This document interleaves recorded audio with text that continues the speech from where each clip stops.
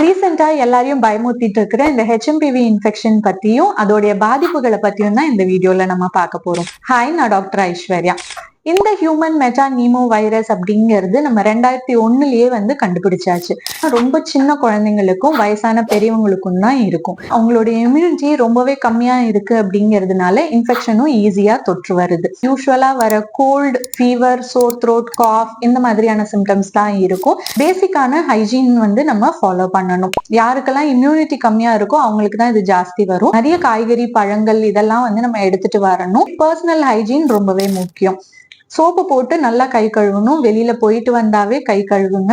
அதுக்கப்புறம் மாஸ்க் போட்டுட்டே வெளியில போங்க. நேச்சுரோபதியில ஜலநீத்தி அப்படிங்கிற டெக்னிக் இருக்கு.